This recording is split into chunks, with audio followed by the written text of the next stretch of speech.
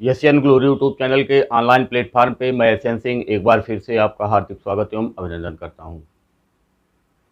BEd second year परीक्षा की तैयारी के क्रम में हम लगातार चर्चा कर रहे थे जो प्रथम प्रश्न पत्र है शिक्षण अधिगम के सिद्धांत एवं शिक्षण अधिगम की प्रक्रिया के बारे में। इसके पहले के क्लास में हम कई टॉपिकों पे लगातार चर्चा कर रहे थे। आज का जो हमारा टॉपिक होगा वह होगा शिक्षण अधिगम सामग्री, टीचिंग लर्निंग मटेरियल, और उसको शॉर्ट फॉर्म में हम कहते हैं टीएलएम यानी टीचिंग लर्निंग मटेरियल। तो शिक्षण अधिगम सामग्री होता क्या है, इसकी विशेषताएं या गुण कौन कौन से होते हैं, इस क्लास में हम इस पे चर्चा करेंगे। तो चर्चा की शुरुआत से पहले अगर आप चैनल पे नए हैं तो चैनल को एक बार लाइक ज़रूर करिए, सब्सक्राइब करिए और अपने दोस्तों में शेयर करिए। जिसको ज़रूरत हो, जो सेकंड ईयर की परीक्षा देने जा रहा है या जिसके सिलेबस में शिक्षण अधिगम की प्रक्रिया या शिक्षण अधिगम के सिद्धांत जिस भी नाम से जहाँ भी चलता हो, अगर उसके सिलेबस में है तो उसके तक आप पहुँचाने का प्रयास इसको ज़रूर करिए। आइए चर्चा की शुरुआत करते हैं। टीचिंग लर्निंग मटेरियल यानी शिक्षण अधिगम सामग्री होता क्या है।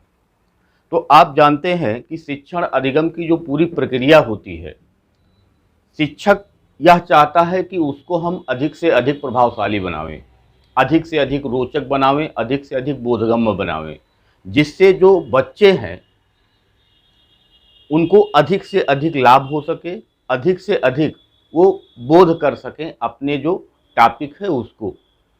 और इसी प्रभावशीलता को बढ़ाने के लिए, इसी रोचकता को बढ़ाने के लिए, इसी बोधगम्यता को बढ़ाने के लिए ही एक अध्यापक जिन यंत्रों का, जिन सामग्रियों का, जिन माध्यमों का प्रयोग एक शिक्षक करता है, उसी को हम शिक्षण अधिगम सामग्री के नाम से जानते हैं। यानी जब हम किसी क्लास में जाते हैं तो हमारा सबसे पहला उद्देश्य होता है कि जिन उद्देश्यों को लेकर के हम क्लासरूम में जाएं, उन उद्देश्यों की पूर्ति हो, यानी उन उद्देश्यों की प्राप्ति हो, प्राप्ति हम कर सकें। और उन उद्देश्यों की प्राप्ति के लिए एक शिक्षक तमाम शिक्षण विधियां, प्रविधियां, सूत्र, युक्तियां, आव्यूह और टीएलएम का प्रयोग करता है। लेकिन यहाँ पे जो हम चर्चा कर रहे हैं केवल टीएलएम की यानी टीचिंग लर्निंग मटेरियल की, जो मटेरियल लेकर के, जो सामग्री लेकर के एक शिक्षक अपने क्लासरूम में जाता है अपने क्लास को और अधिक प्रभावशाली बनाने के लिए, और अधिक रोचक बनाने के लिए, और अधिक बोधगम्य बनाने के लिए जिन सामग्रियों का प्रयोग एक अध्यापक करता है, उसी को हम टीचिंग लर्निंग मटेरियल या शिक्षण अधिगम सामग्री कहते हैं। यहाँ पे टेल्यम का अर्थ लिखा हुआ है शिक्षक के द्वारा शिक्षण अधिगम प्रक्रिया को प्रभावशाली, रोचक व बोधगम्य बनाने के लिए जिन यंत्रों, साधनों, माध्यमों का प्रयोग किया जाता है उन्हें शिक्षण अधिगम सामग्री की संज्ञा दी जाती है। तो बहुत सहज शब्दों में आपको रटना नहीं है, केवल आपको ये जानना है कि एक शिक्षक जब अपने क्लासरूम में जाता है तो अपने जो शिक्षण होता है उसको प्रभावशाली बनाने के लिए, उसको रोचक बनाने के लिए, उसको बोधगम्य बनाने के लिए जिन सामग्रियों का प्रयोग करता है उसी को हम शिक्षण अधिगम सहायक सामग्री कहते हैं। अब इन जो शिक्षण अधिगम सहायक सामग्रियां होती हैं उनकी विशेषताएं कौन कौन सी होती हैं, अगर इस पे हम चर्चा करें तो सबसे पहली जो विशेषता होगी वह जिन उद्देश्यों को लेकर के हम जा रहे हैं, जिन उद्देश्यों को लेकर के हम क्लासरूम में जा रहे हैं, उन उद्देश्यों की पूर्ति उन टीएलएम से होनी चाहिए, यानी उन शिक्षण सहायक सामग्रियों से होनी चाहिए जिनका हम प्रयोग कर रहे हैं वहाँ। यदि उन शिक्षण सहायक सामग्रियों से हमारे उद्देश्यों की पूर्ति नहीं होती है तो इसका मतलब वह अच्छा सामग्री नहीं है। दूसरा है सुंदर व आकर्षक होना चाहिए, यानी जो भी सामग्री हम लेकर के जाएं वह सुंदर होना चाहिए। आकर्षक का मतलब अपनी तरफ वह बच्चों को अट्रैक्ट करे, जिससे बच्चे सीखने के लिए उत्सुक हों। ऐसा ना हो कि इतना सुंदर भी हो जाए कि बच्चे उसी में लीन हो जाएं, ऐसी भी सामग्री नहीं होनी चाहिए। लेकिन यह है कि साफ सुथरा होना चाहिए, सुंदर होना चाहिए, आकर्षक होना चाहिए, जिससे बच्चे उसके तरफ आकर्षित होकर के शिक्षण अधिगम सामग्री जो है उधर आकर्षित होकर के और पढ़ने में उनका मन आकर्षित हो जाए।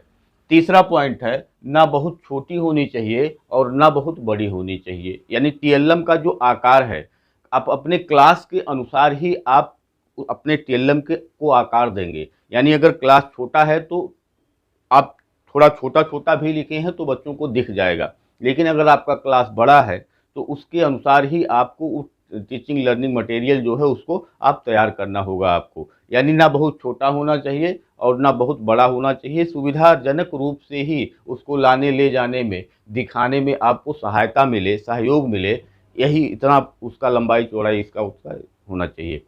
तीसरी चौथी विशेषता है व्यक्तिगत विभिन्नता पे आधारित हो। व्यक्तिगत विभिन्नता क्या है? व्यक्तिगत विभिन्नता का मतलब होता है कि इस संसार में कोई भी दो लोग एक समान नहीं है। उनकी योग्यता में, उनकी क्षमता में, उनकी रुचियों में, उनके संवेगात्मक विकास में, उनके सामाजिक विकास में, उनके शारीरिक विकास में भिन्नता पाई जाती है। और उन्हीं भिन्नताओं को हम आधार मान करके शिक्षण का कार्य करते हैं। क्योंकि एक ही क्लासरूम में जिसमें 40-50 बच्चे बैठे हुए हैं, अगर उस क्लास में हम बच्चों को पढ़ाते हैं तो सबकी अपनी अपनी योग्यता है, अपनी अपनी क्षमता है और अपनी अपनी रुचि है। यानी शिक्षक एक पढ़ाता है और 50 बच्चे बैठ करके पढ़ते हैं, 100 बच्चे बैठ करके पढ़ते हैं, तो इसका मतलब ये हो गया कि हर बच्चा एक दूसरे से भिन्न है, उसकी सीखने की क्षमता अलग है। यानी एक बच्चा जल्दी सीख सकता है, एक बच्चा थोड़ा लेट सीखता है। तो इसका मतलब हो गया कि हर बच्चा जब अपनी क्षमता से सीखता है, अध्यापक एक ही है पढ़ाने वाला, तो जब तक सबको ध्यान में रख करके वह टीचिंग का कार्य नहीं करेगा, तब तक वह सफल अध्यापक नहीं हो सकता है। तो यहाँ पे कहा गया कि जो हमारा टीचिंग लर्निंग मटेरियल हो, वह कैसा हो? व्यक्तिगत विभिन्नता पे आधारित हो, यानी सबको उससे लाभ होना चाहिए। ऐसा ना हो कि जो तेज बच्चे हैं केवल उनके लिए आपने टीचिंग लर्निंग मटेरियल तैयार कर लिया, जो मीडियम क्लास के बच्चे हैं उनके लिए तैयार कर लिया, या जो लो क्लास के बच्चे हैं उनके लिए तैयार कर लिया। नहीं, ऐसा टीचिंग लर्निंग मटेरियल होना चाहिए जिससे पूरे क्लास को फ़ायदा हो, यानी वह व्यक्तिगत भिन्नता पर आधारित हो। पाँचवा है, आवश्यकता से अधिक बातें उसमें अंकित नहीं होनी चाहिए। यानी आप मान लीजिए इतना बड़ा टीएलएम बनाते हैं, उसमें इतनी सारी बातें लिख देते हैं कि बच्चे कन्फ्यूज हो जाते हैं। तो उसमें जो मुख्य मुख्य बातें हैं केवल वही अंकित होनी चाहिए, अनावश्यक बातें उस टीएलएम में अंकित नहीं होनी चाहिए, ये आपको ध्यान रखना है। यानी ये उसकी विशेषता में होती है कि वह जो टीएलएम होता है उसमें जो आवश्यकता की चीज़ें हैं, जो महत्वपूर्ण चीज़ें हैं, वही केवल अंकित हों, ना कि चाहे जो हम पाएँ वही उस पे अंकित कर दें। तो जब उसमें ज़्यादा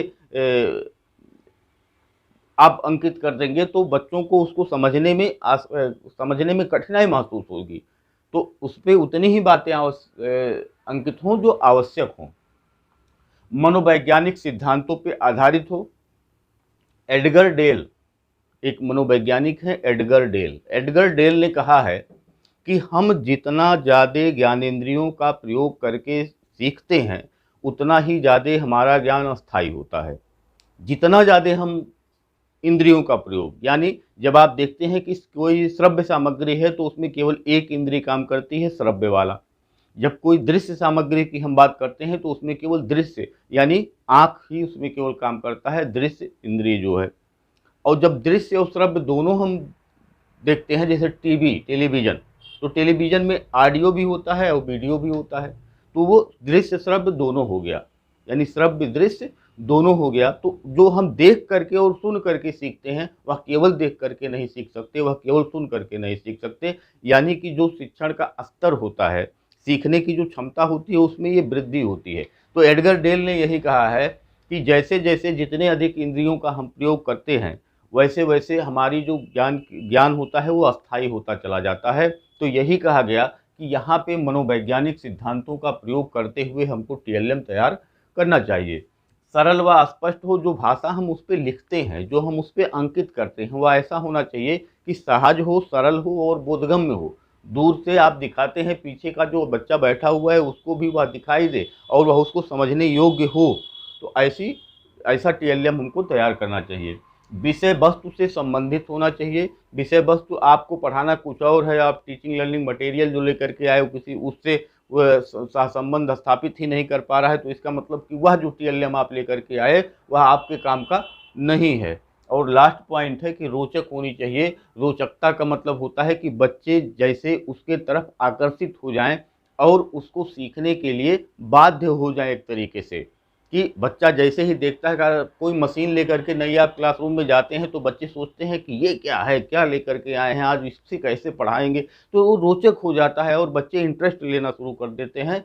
तो इस प्रकार से हमने चर्चा किया कि TLM होता क्या है और उसकी जो विशेषताएं होती हैं वो कौन कौन सी होती हैं। आसान से शब्दों में हम अगर एक बार फिर से आपको बताने का प्रयास करें तो TLM वह होता है जिससे एक शिक्षक अपनी शिक्षण की प्रभावशीलता को बढ़ाता है, अपनी शिक्षण की प्रभावशीलता को बढ़ाता है, रोचक बनाता है व बोधगम्य बनाता है।